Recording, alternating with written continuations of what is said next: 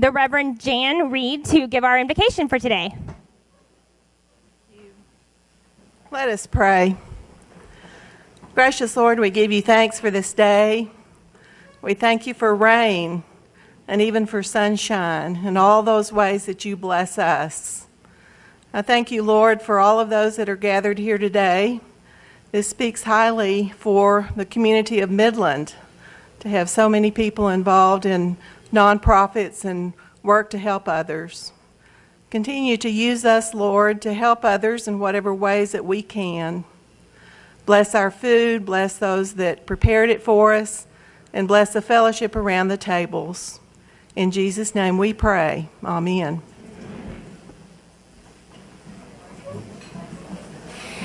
Thank you so much, Mrs. Reed. Everyone, please enjoy your meals. The program will begin at 11:55. If I can get your attention, please. Thank you again for joining us today. We have a lot to share with you and promise to have you on your way by 1 p.m. So in order to do that, I'm going to get us started. And here to get us started is our president for the 2019 Board of Directors of Midland Shared Spaces, Joe Baker.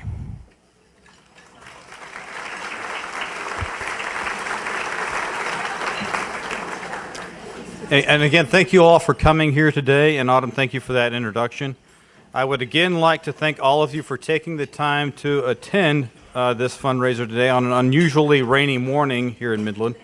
And thank you for your support of MSS, and thank you for supporting the steady MSS Commission, which we hope will help us all to understand and address the current challenges facing nonprofit organizations serving residents of Midland County, and which we hope will foster partnerships, collaborations, and cooperation among these nonprofits. Specifically, I would like to thank the sponsors identified on the screen and in your programs, particularly our presenting sponsor, Concho, and our community sponsor, Chevron. Thank you, guys.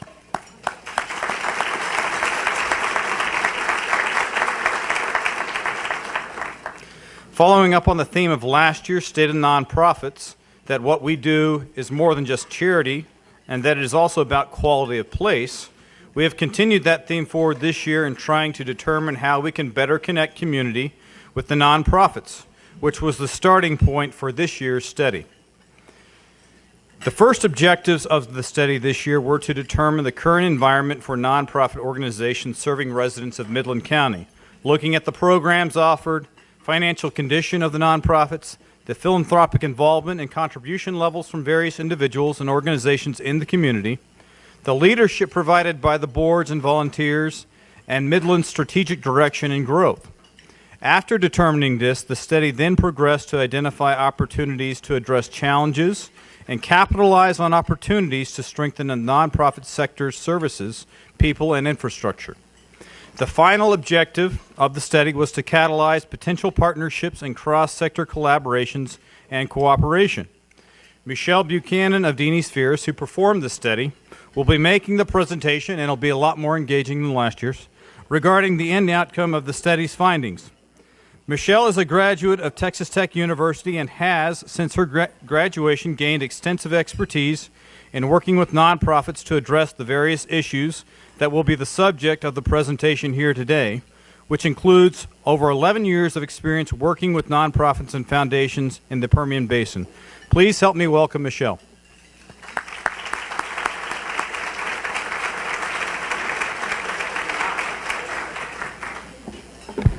Well, hello, everyone. Thank you so much for having us here and asking us to share a very high-level overview of what we heard from all of you and many more in the community. I have to first say that a project like this is not successful unless you have a committed group of volunteers and leaders within the community that make it happen. And so the first thing that I want to do is just thank the Midland Shared Spaces Board and our own planning committee that really helped guide through this process, and not only sharing their perspective of who we needed to include in specific surveys, but also in the discovery conversation process. Our panelists and their engagement and really listening to the data and being prepared today to share some thoughts. It's been an extremely productive time, and we've had great input from so many people. So thank you for that, first and foremost. So in thinking about the study itself, we typically say that if we can get at least a small majority of feedback from individuals in discovery conversations, that we have enough good data to come back to you all with recommendations, right? And I would say in this particular case, it was an outstanding and overwhelming response to both our surveys as well as our interview conversations, where we had personal touches with people to really talk more in depth about what's going on here. The committee actually helped us select people for the individual conversations that were really a mixture of people from foundations and corporations, from individual philanthropists, nonprofit executives, and specifically people that really have demonstrated a proven ability to have impactful programming, that have had long experience here, that have had great influence with the sector, who have been innovative thinkers. So again, those discovery conversations were strategically chosen to provide their input. In terms of the actual surveys, we had, as you see, 77 respondents, and I would say, unfortunately and fortunately, they had to sit through a very detailed survey, sometimes more than we would like to ask, but all of the information that was extremely critical to share back to you what we have today and sort of next steps and outcomes. So a good base of information and data from the Midland County. What did we hear? So I'm going to present some high-level trends, and I'm going to talk about 3 specific areas. The full report will be available to those of you upon request at the end of this. So know that this has been distilled from about 90 pages of a PowerPoint, but since we only have about 10 minutes, I didn't think I would share all 90 graphs with you. But overall, there was no surprises in listening to people, just in the pride that they have about Midland County. Extraordinarily generous. We continued to hear lots of energy, lots of time spent by volunteers, from funders, etc., and both not only giving of their dollars, but also giving of their time. So that can-do attitude of Midland County really came through strong in the conversations and through the study, and just again reinforcing the strong culture of philanthropy that's here in Midland County.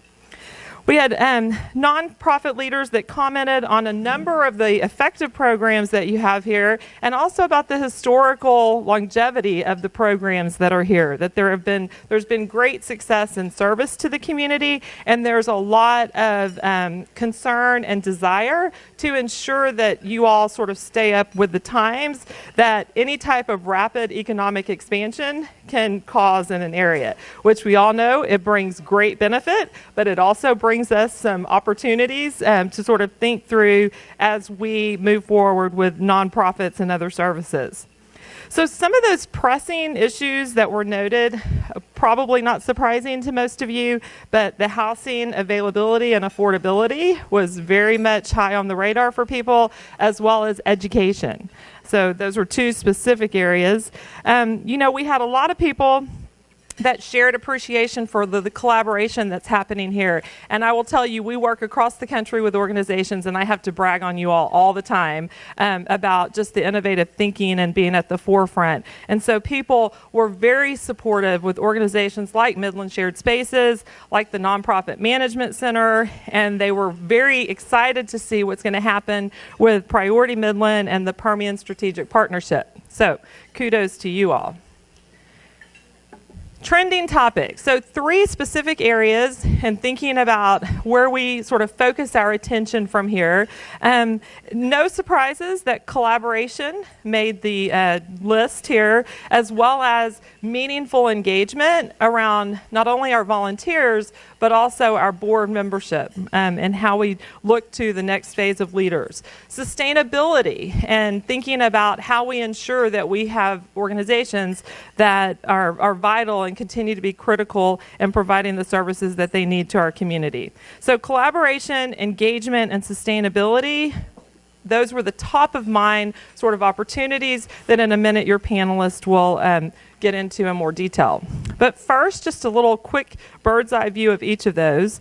In terms of collaboration, just like with a lot of communities, this is a hot topic, definitely a priority across the nonprofit sectors and something that we continue to hear from funders. 56% of the survey respondents noted that they've partnered with 1 to 9 organizations or public entities consistently over the last 3 years, which is a significant number of organizations that are reporting some type of partnership. And so what does this mean? And this will be covered in greater detail in a moment. But in thinking about the responses that we heard in the survey data, leaders are definitely thinking about how cooperation and partnership will help benefit programs and organizations throughout Midland County. And they shared such thoughts around utilizing other programming from clients, from other nonprofits, so taking advantage of potentially a financial literacy program that another organization might have for their own clients. They were really thinking about the duplication and not duplicating efforts across the county to make sure that each nonprofit really was being good fiduciary responsibility, et cetera, so that they have no duplication in services. Communicating best practices and really better understanding the strategic direction of the organizations here in Midland County was at a high level of mind for most people. And uniting the nonprofits with public entities, with companies, so that they can promote a stronger, more common good. So looking at potentially something like expanding arts education, that it's not just one organization, but collaboration of several, or addressing transportation needs, that maybe there's a cross-sector of those different agencies that can help. And then, of course, sharing spaces, staff, and other key resources to maximize efficiency were both on the organization side as well as on the funder side. In terms of engagement, we had 2 types of engagement issues or thoughts that came up, and one was around the board leadership. The other one was around the volunteerism and recruiting volunteers. Meaningful engagement for both of those groups was extremely important. And so specifically for board leadership, there's definitely a thought of ensuring that they attract and retain the right leadership for their boards that can help move the organization with certain skill sets. And those skill sets that came up most frequently were around fundraising, strategic planning, public relations, and then the fourth one was around the legal aspect. So I thought it was impressive that the majority of the nonprofits in the Midland County have a governing board that's comprised of anywhere between 4 and 12 individuals. 88% of those individuals typically come to organizations from personal referrals. 52 of the organizations indicate that a culture fit is the most important thought when they're looking at attracting new board members. And that, the majority of the organizations do have term limits and do have a written defined expectation for all board members. So great news there. Engagement just in terms of volunteerism. So we all know recruitment can be very difficult when we're looking at having to engage a significant number of volunteers. And I will say that if you look at that second bullet there, 60% of the respondents need somewhere between 10 and 99 program volunteers in the coming year. That's a lot of volunteers that we're having to pull through the pipeline. And so we have challenges that people or organizations face just in terms of the time and availability of individuals, the priority of when the organizations need them versus when the volunteer can volunteer. It's difficult to recruit people to help with certain types of special events or other types of activities for services. And it's also very difficult for people and organizations to find dependable volunteers. So that was mentioned pretty consistently throughout the data that we have. On the flip side of that, we all need lots of volunteers. And so this is something when they think of where do we find people, 57% are either members of the organization or they are a parent. 47% look to the volunteer service organizations to find their volunteers. We have 45% that rely on online outreach, and 44% of those are looking for volunteers through some type of corporate partnership. So the ability to sort of rethink what we do there is key for us. As a whole, I would say that there's some anxiousness and a little bit of anxiety of thinking of identifying, attracting, retaining volunteers, both on that board side as well as on the volunteer side. So we've got to look at long-term programming, sustainability that's depending on attracting and retaining new volunteers. What are people going to be interested to be part of? I think a lot of people looked at this and said, you know, when we think about why it's difficult, we've got a low unemployment rate right now. We've got generational change and sort of an aging volunteer population. We've got a larger commuter population, limited marketing and awareness, and there's a desire for some to have limited time commitments. So not always the best for our organizations, right? The third piece here, and the last section, is on sustainability. How do we ensure that our organizations will survive? So I think top of mind for everyone is money, people, communication. That's pretty standard, right? So the good news is over half of the survey respondents noted that they have an active strategic plan that has been developed within the last 3 to 5 years. So lots of them know where they're going and what they need, right?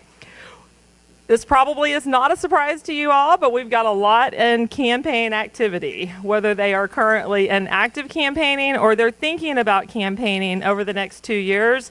There's 37% that fall in that category. You've got 66 of your respondents who've had up to a 25% increase in their operating budget in the last year due to demand. 45% of those organizations are currently looking to hire anywhere from 1 to 4 staff positions. And 37% of those respondents said that they most needed board leaders with some type of public relations experience. So sustainability in terms of people, we've got staffing issues, staffing not only about the board, but looking at how do we find the right team that can help move our organization in the right manner. And then how do we groom our own internal executive leadership to be the next leaders for the future generations? There are lots of concerns about staffing. Again, probably not a surprise to many of you in here, just in terms of the ability to pay the competitive salaries, looking at housing when you're recruiting from other markets, finding people that are experienced in what we need, their own limitations due to the budget. Our human service organizations seem to have the greatest growth in need and tend to potentially not pay as much. And then the number of clients served has actually outpaced the growth of our operating budgets. So that sort of gets us into this next thought of sustainability of philanthropy and just the need to think differently about how we raise money.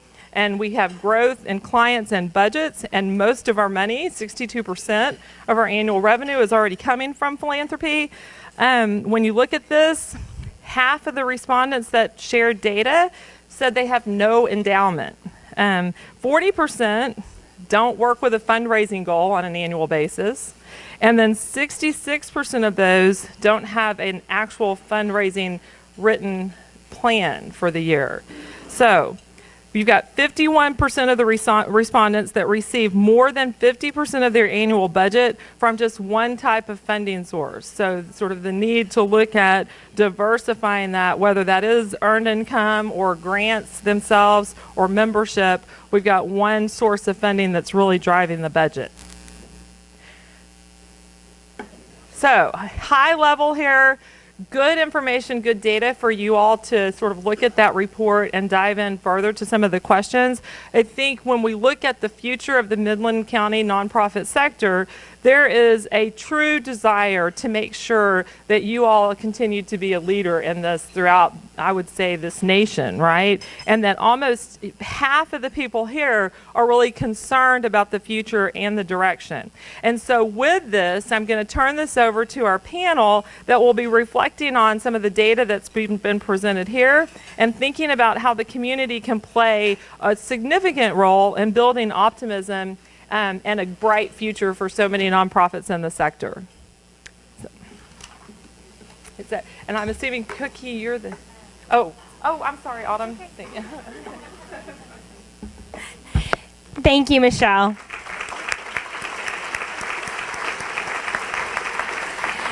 We are grateful to the entire Dini Spheris team for the time and the quality of work that you all provided to accomplish this unique study. We're also thankful to all of the nonprofit and community leaders who gifted us with their time to make sure that this survey and report truly reflected us as a community. Now, the report will be made available to all of you post-event, so you'll be seeing that full in its entirety later. And if you joined us last year, you're going to remember the panel discussion and the passions that came forward from Jeff Hughes, Jamie Owen, Dolores Vick. Led by Dina Savage, that group explored their own nonprofit experiences and discussed ways they had each worked to better engage across the corporate and nonprofit sectors. As we moved through the end of 2018 and the beginning of 2019, conversations across the community have begun to take shape around those 5 big challenge areas that we all face. It's become more clear that in order to succeed as a community, we must come together and collaborate. As the MSS Board Committee began to discuss the 2019 State of the Nonprofits, it was imperative that the panelists selected could speak to the role nonprofits play in the quality of life and place in Midland, Texas. In a few moments, you'll meet a diverse new panel of the State of the Nonprofit stage that will dive a little deeper into the study findings and relate some of their own perspectives and experiences. I encourage you to use the note sections in your program to jot down your own ideas and the incredible thoughts that are going to bubble up from this conversation. Leading today's discussion is Cookie Wetendorf. Cookie has worked in the nonprofit and government sectors for 33 years. She is enjoying her 13th year with Centers for Children and Families and currently serving as the organization's grant writer. She is a forever volunteer, and we at MSS are so grateful to have her facilitate our panel discussion. Please join me in welcoming Cookie and our panelists to the stage.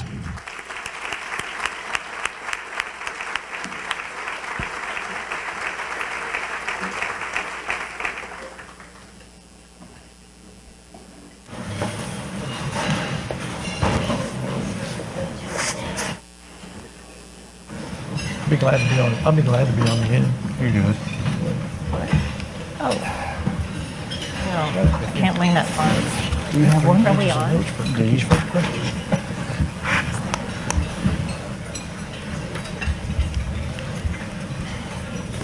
On behalf of all of our panel members, thank you for being here today. And before I introduce the phenomenal group of individuals that are part of the panel, I was reading in Sunday's newspaper. Mark will smile at me because I'm a researcher. And Ray Perriman, who is well known as one of our Permian Basin economists, had an article in the paper that said new rules. And in that conversation, he talked about a business roundtable of U.S. CEOs who actually employ 15 million employees that generate over $7 trillion of annual revenues. And it was this group that came together in the middle of August, and they talked about the state of purpose, just like we're talking about our state of nonprofits and the state of the union, the state of the purpose of corporations. And they defined a change because all of the CEOs agreed to move forward with their individual corporations to include a larger group of stakeholders that would benefit from their work. The stakeholders included not just shareholders, employees, suppliers, customers, and communities. Midland, Texas, to me, is forward thinking because for multiple years we've had our foundations and our corporations investing in our community and in our nonprofit sector. When we all come together and work together, we actually are catalysts for productive change in the community. And each one of these individuals that's on the panel is one of those forward thinkers, but they also represent a corporation or a foundation that is part of that collaboration, that partnership, that alliance that brings us all together. And let me introduce each one of them. I'll probably say more than I should because I was just supposed to say who they are and what organization they represent, but I've gotten to know each one of them over the last couple of months, and they are truly, as Jeff Hughes would say, superpowers. And let me start with David Meek. He is the Human Resources Director for Concho, which is one of our outstanding corporate philanthropists in the Midland, West Texas region. And he has had over 20 years of work within the human resource arena. And he's a native Odessan, and a lot of us have all grown up in the Midland, Odessa, West Texas region, so we've seen all the ups and downs go through. And Wesley Bownds is seated next to him. He is the Permian Basin Region Director President for Frost Bank. He's originally from Andrews, and he has a tremendous amount of investments in our community with a lot of service on different boards and organizations. Larissa Minjarez, I wanted to get it right, because they used to call me Galletita when I was going to college. That's Little Cookie, for those of you that don't know what that is. And Larissa is a Texas Tech graduate, and she is truly an entrepreneurial spirit. She has put together a business consulting firm that is called Hispanic Resources. So I would encourage you to get to know her. And seated next to me is a gentleman that I've known a long time, Mark Palmer. Mark Palmer is the executive director of the Abell-Hanger Foundation, which was started in 1954, am I right, with Gladys Abell and Mr. George Abell. And they have truly been large investors in all of the nonprofit sector that are here in Midland and Odessa in the West Texas region.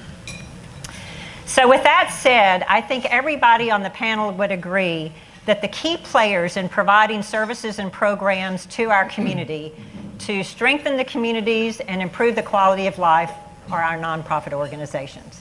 And as I look around the room, I would bet that all of you, either your family, friends, or colleagues, have been direct beneficiaries of nonprofits, whether it's the arts, it's animal rescue, which I have 4, or it could be the health and human services, mental health, and physical health, education, and just general social services and religious organizations.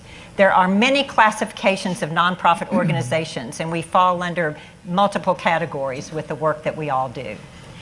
So I would like to ask, starting with Mr. David, what are your thoughts about the importance of the nonprofit sector in Midland, and how are you personally connected, David? Yeah, I think, first off, I think just professionally, speaking for Concho, it's just really important to Concho to have a really strong Midland, strong communities. This isn't only where we work, it's where we live. All our employees live here. We have to be able to continue to attract and retain talent in Midland, so it's extremely important for us to have a strong Midland in order to be able to do that.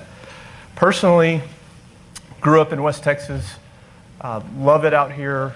I'm currently helping Elaine Bedell over at Healthy Minds, formerly Midland Behavioral Health. She's doing some fantastic work over there, so I'm plugged into that group. On a more personal note, my family's been directly impacted by a nonprofit in Abilene, Texas. We were able to adopt just a precious baby boy 4 years ago, and he's just an amazing member of our family. So, awesome. Great.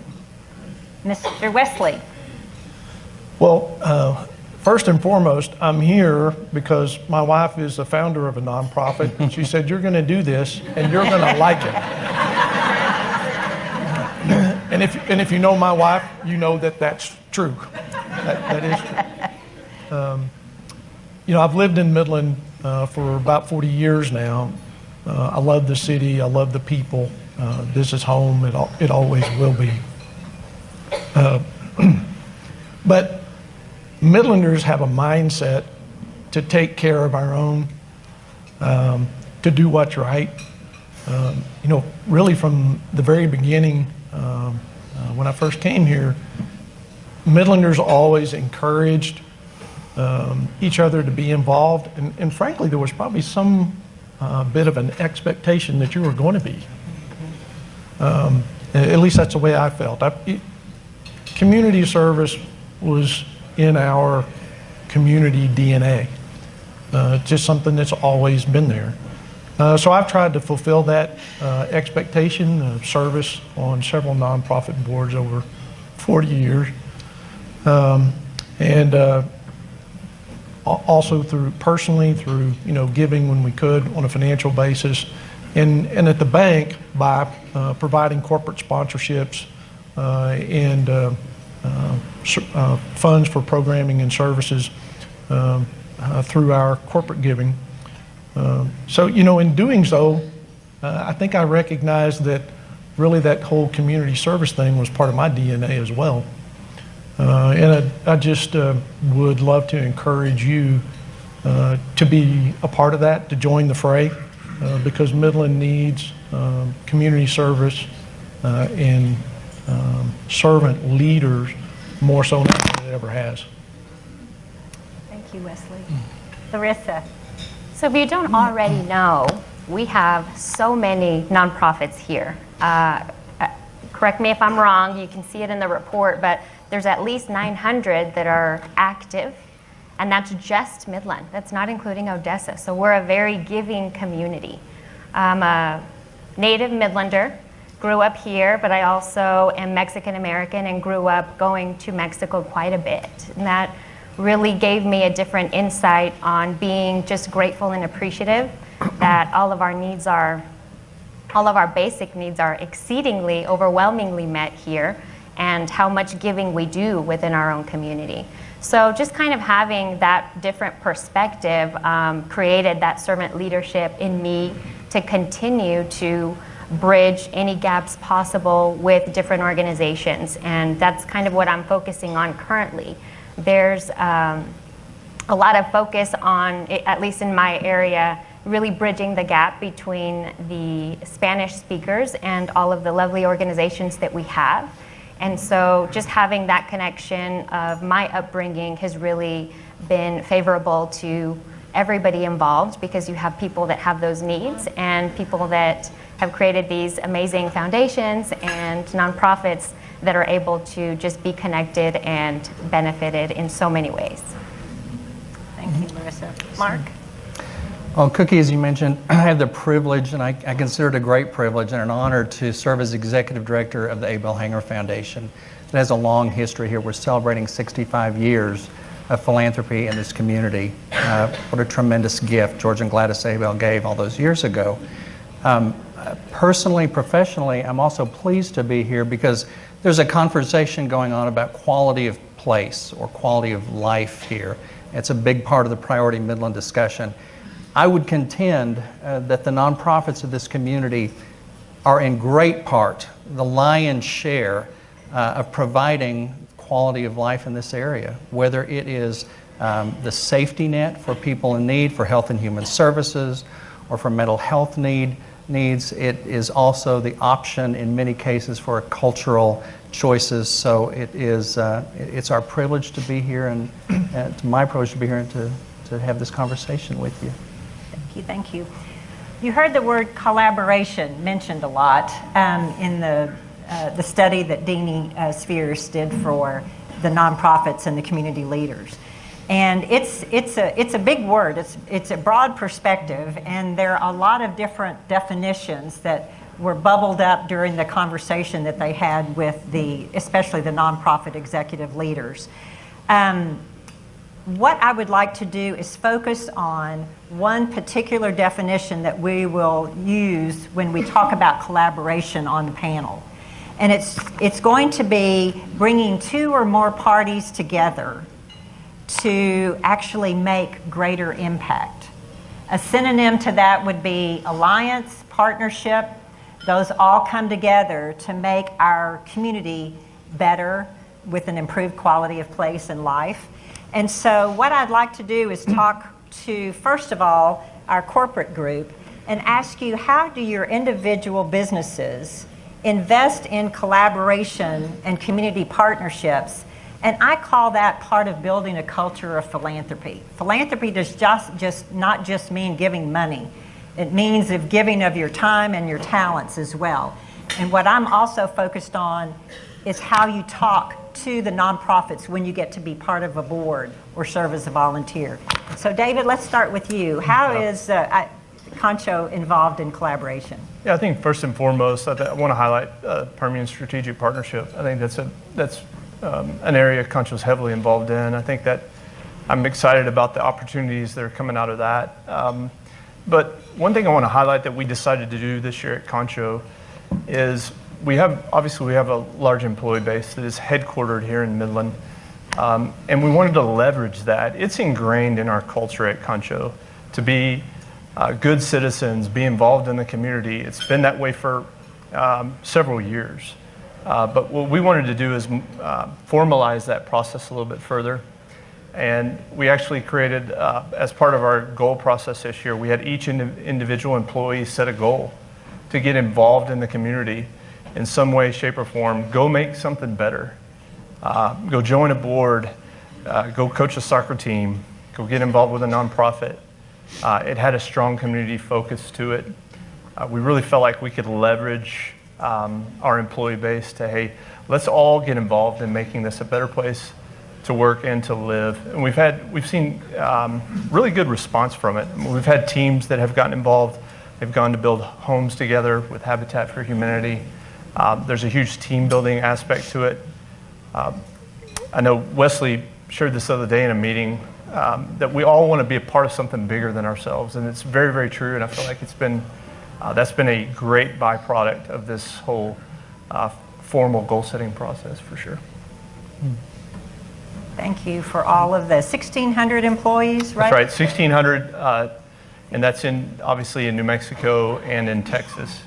We have roughly 850 that are here in Midland. And I will tell you that you have been at the top of the heap when it comes to corporate philanthropy, and I congratulate you and Frost Bank as well for the investments that you're making. Thank you. Wesley, talk about your Frost Bank. Well, as David mentioned, there was an article in Forbes just a couple of weeks ago, and I wanted to quote a couple of things from it. It says, employees want to make a difference. Employees want to feel connected to a greater sense of purpose, something bigger than themselves. They want to have impact. And we certainly see that in our organization from top to bottom. And so to try to allow our folks to have impact, we do that on a group level. We call it our A team. They participate in various events, whether it's a House for Habitat, packing food boxes at the food bank, those kinds of things. So you can participate with a group if you don't have a specific area of interest. But then we also encourage all of our employees to be involved individually wherever their interest may lie. So corporately, we provide those employees 2 paid days off a year to work. If you have to come set up for an event like this, it probably takes a little more than 30 minutes, my guess. So we provide them days off to do that. We also allow them to participate on boards and committees without having to take personal time away from the bank. From our point of view, if the community is better, everybody's better. The banking business is better, and the oil business is better, and so is the consulting business, I bet. So we think everybody should be encouraged and not inhibited by policies to be engaged in the community. Thank you so much for that time off for your employees to be volunteers in the community. Larissa, talk about how you're encouraging your small business clients to get involved. Absolutely. So I don't have 1,600 employees. I have a few clients. And one of the areas that we really are focusing on as a team and with the clients is awareness. So as I've been getting more involved in our community, there is, I think, a little bit of a disconnect with that awareness of the community that we serve. And sometimes we just don't think about it, and that's just how it is. But to get you a little bit engaged, I'd like to ask a few questions. If you'll raise your hand and hold it up. If you speak Spanish, raise your hand. If you have Spanish-speaking direct reports, employees, raise your hand. How about customers? Okay, how about you've got friends that speak Spanish, neighbors that speak Spanish? Okay, everyone in this room is directly connected to this Spanish-speaking community. And so one of the main things that our team is really focused on is just kind of bringing that to your attention and saying, you know, as we want to collaborate more and engage everyone and be just inclusive, how are we doing that? If we are caring about our employees and we have a big number of those employees that speak Spanish, do we have our policies and procedures in Spanish? You know, if we're thinking about our actual customers or our contractors, do we clearly have that open communication to where are those needs being met? And more than anything, truly, if you're advertising for your services, is it in Spanish? Are you inviting and engaging those Spanish speakers to your fundraisers and sponsoring events?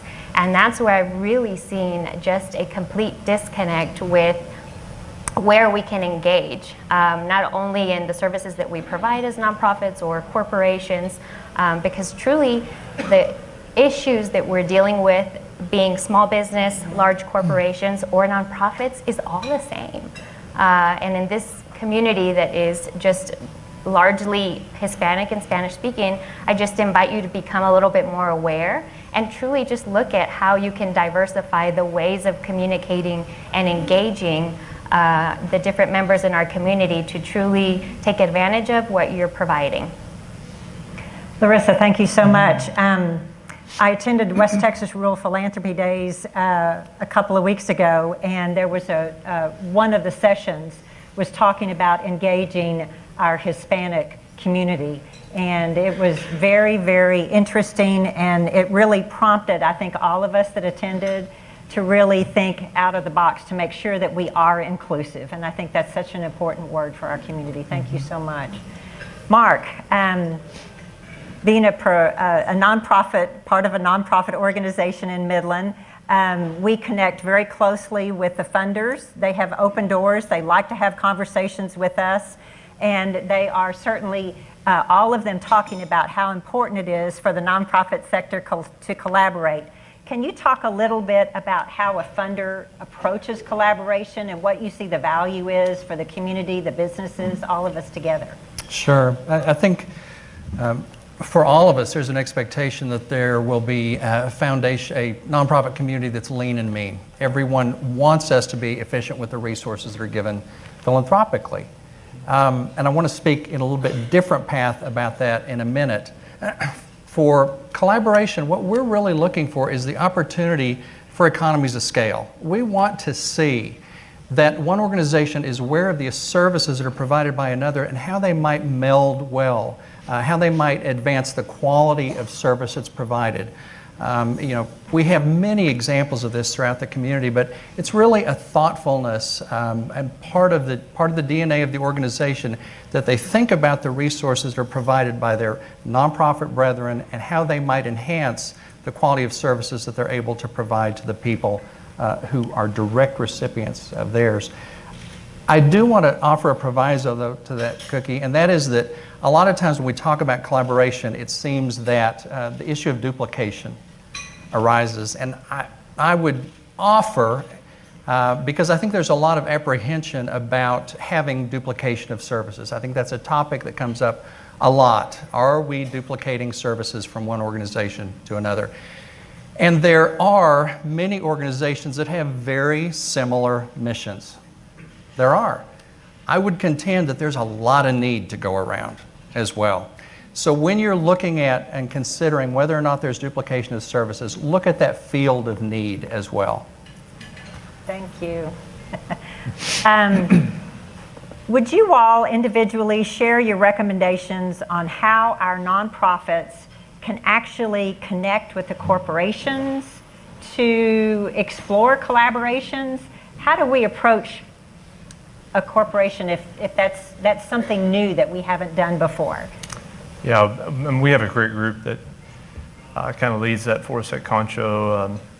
Elizabeth Jones, Kristen Ditto, Scott Kidwell, that whole group, they're responsible for that. I think it's important, you know, particularly it's in my experience, if you don't have somebody that's focused on that and you're not intentional towards it, there's really no ground that's ever made. Mm-hmm. And so I think it's really important for us at Concho to have somebody that's focused on that because it is important to us. It is relational.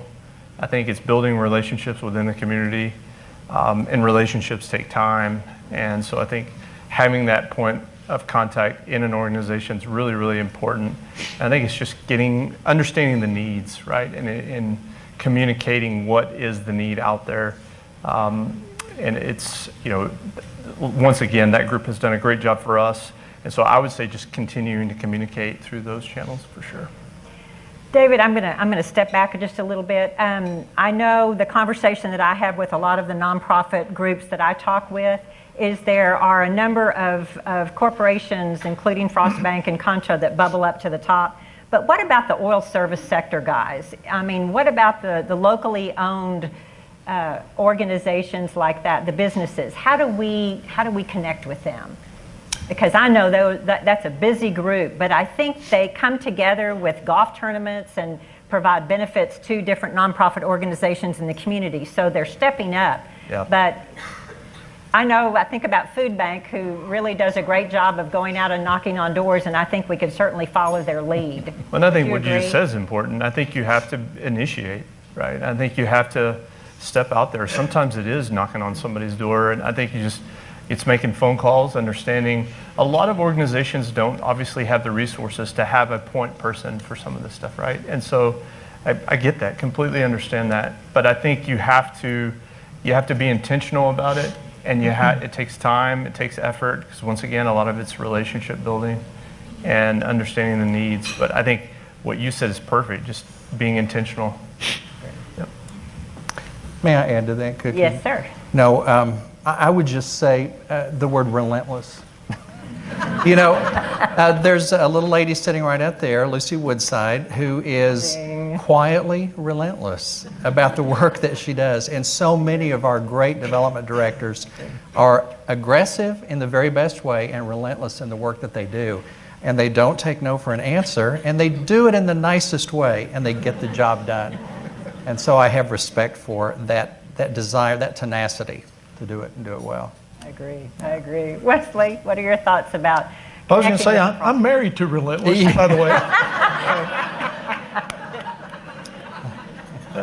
I do think that, you know, this engagement thing starts at the top. And that as businesses, we've got to develop and maintain a culture within our businesses of community service. And that does start at the top, and you told a great story. I think it was one of the execs at your company said, you know, let's go make it better. Do something to make it better. And that's what we need. And, you know, also part of that little Forbes article was how employees now expect their employers to be involved in social and civic issues.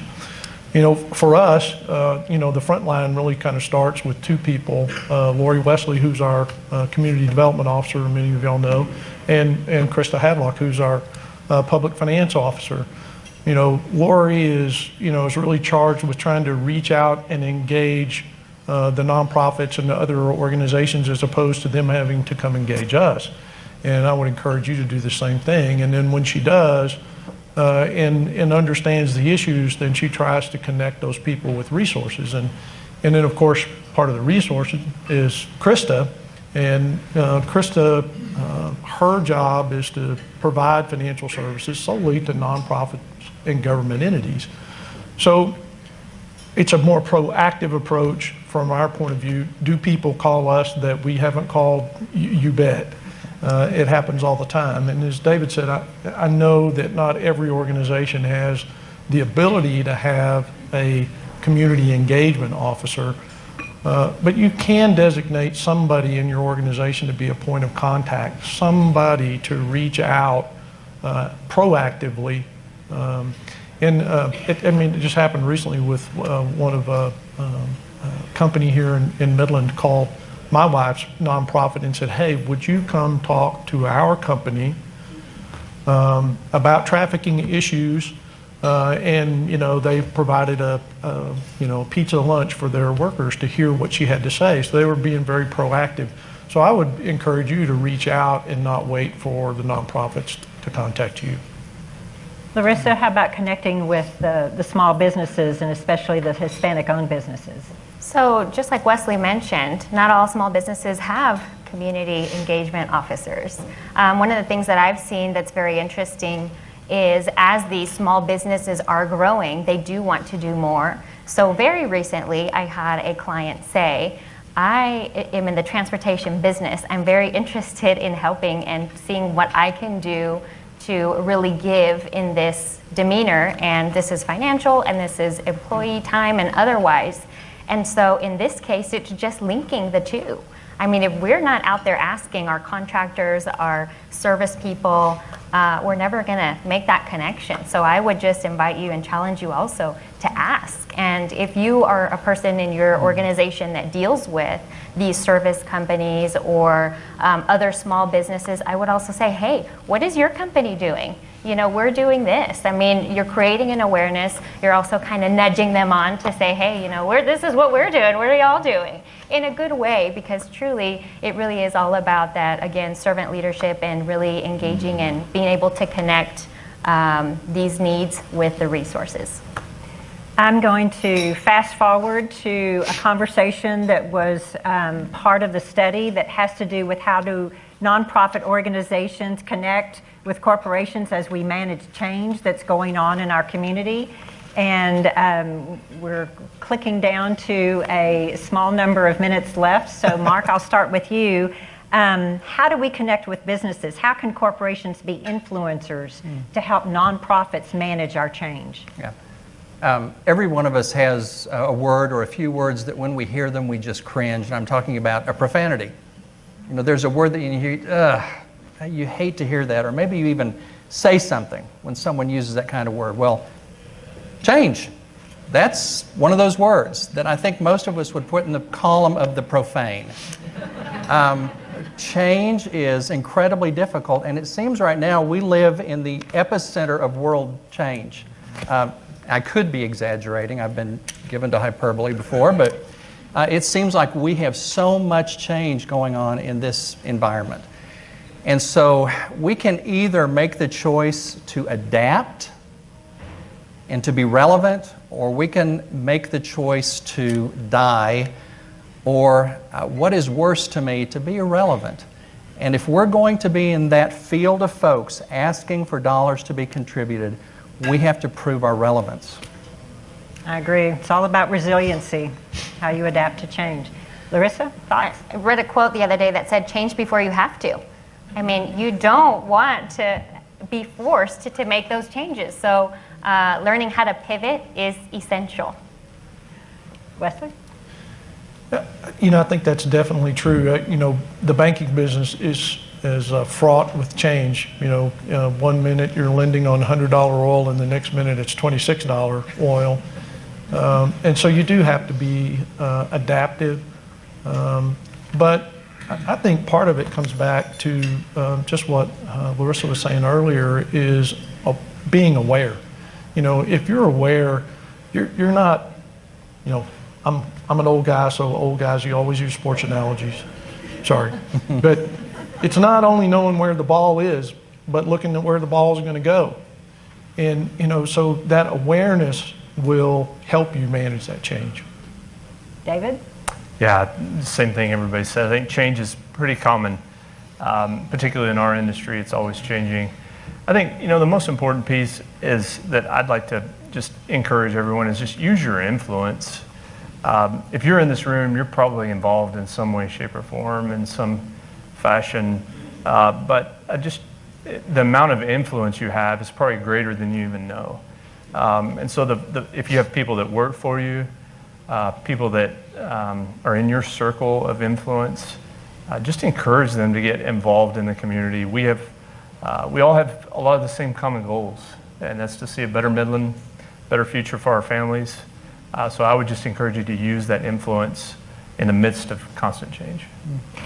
And I applaud the Generations program that is part of the Nonprofit Management Center because it's helping to engage more individuals to learn how to govern and serve on nonprofit boards.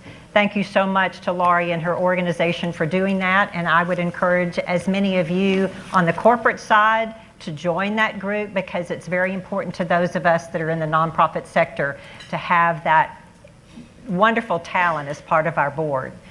Let me ask each one of our key panel members to share a takeaway that you want our guests to leave with from the conversation and what you've learned through our panel discussion and the Dini study.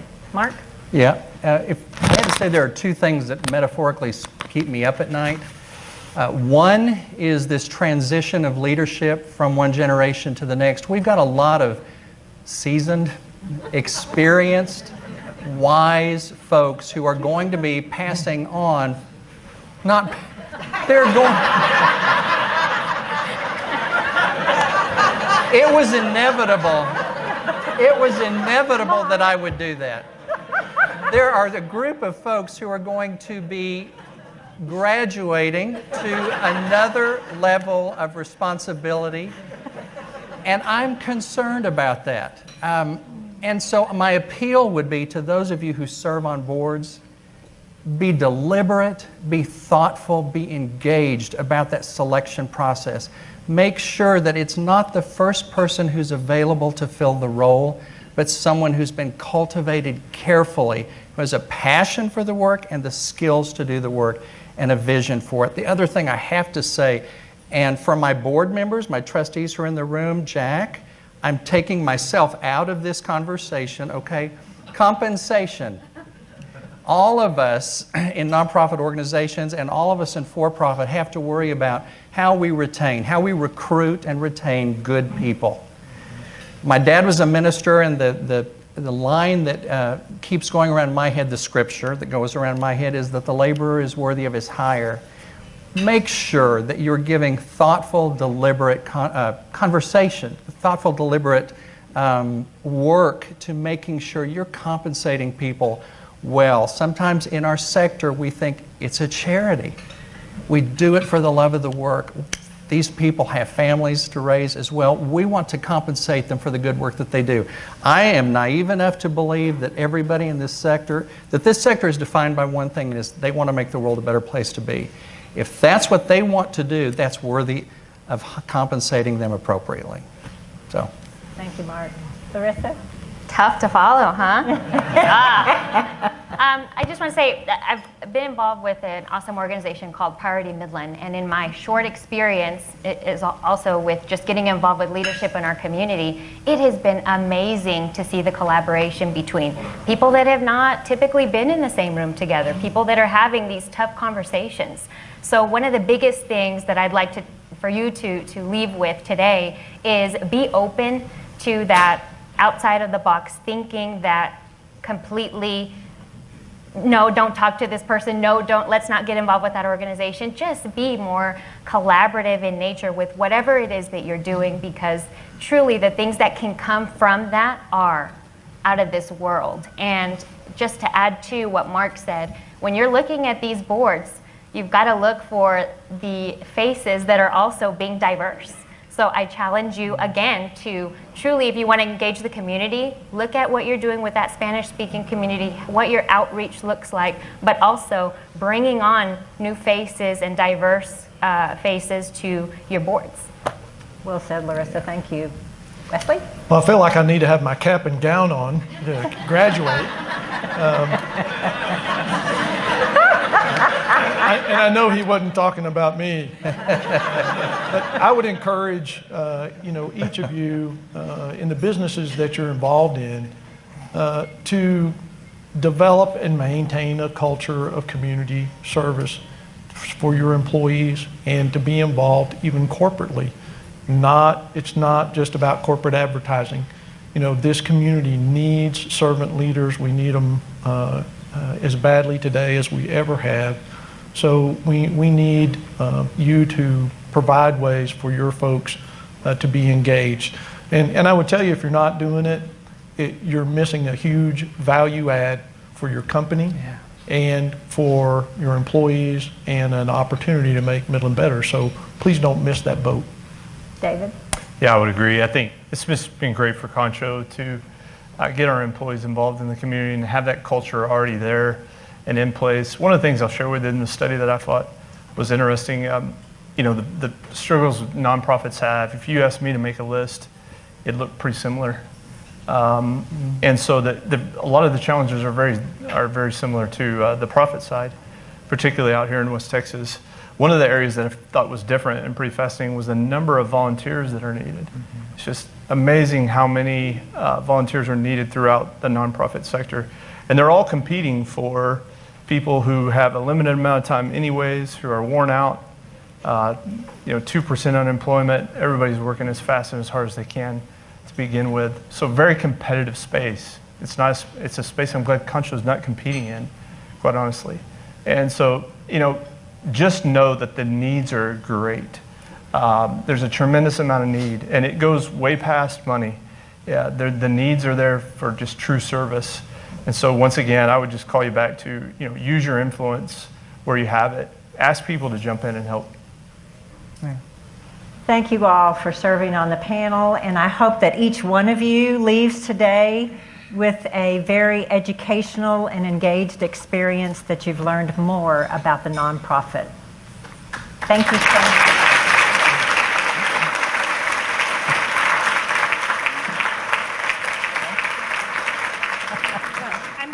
Not going to make the 1 o'clock goal. So I'm going to talk as quickly as I can so I can get you out of here just as quick as I can. Thank you, Wesley, David, Larissa, and Mark for your time and your effort to prepare for that remarkable discussion. Thank you, Cookie, for your leadership and facilitation. We are so grateful for that.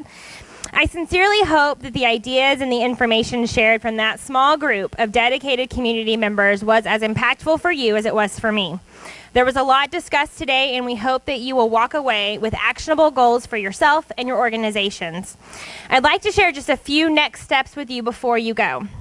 The full 2019 State of the Nonprofits research study will be available on request through our website later today. Ticket holders and sponsors for today's events will receive direct access to the study. And in the coming weeks, I'm going to be reaching out to you in an effort to better connect our community of nonprofits with all of you. We would like to know how you want the nonprofits to connect with you, and if you have a person in your organization that's assigned to community relations and engagement. We'd also like to invite you to participate in a peer-to-peer network where you can offer your expertise and experience to a nonprofit counterpart. I also encourage you, your colleagues and friends and families to discover the community of nonprofits around you through mssconnections.org. This website is a hub service that's provided by MSS and made possible through the forward-thinking leaders of the Warren Charitable Foundation. Through this user-friendly website, you can discover nearly 200 volunteer opportunities at over 100 nonprofit agencies actively serving in Midland County. The agencies on mssconnections.org represent everything from health and human services to education to arts and culture and beyond. You'll discover a calendar of events and opportunities specific to Midland nonprofits. If you're looking for more, our MSS Connections coordinator can help to match your employee teams with group volunteer activities for team building and greater impact. Also, consider reaching out to our partners at the Nonprofit Management Center of the Permian Basin to learn more about that Generations program and how it can connect you with a nonprofit in need of qualified board members. In closing, I would like to thank Concho and all of our generous sponsors for making today's event possible. Our special gratitude to the Nonprofit Management Center of the Permian Basin and the United Way of Midland for your partnership. And my personal thanks to the Board of Directors of MSS and to my staff. It is an honor to work with. And finally, thank you for joining us today and for your interest in joining with the nonprofits of Midland County to make our home a better place for all. Be sure to take your program and notes along with you and make special note of the 25% discount on meeting space rentals at MSS facility. Like how I throw that in. Now you have to take it with you. So thank you all for your time. Have a wonderful day.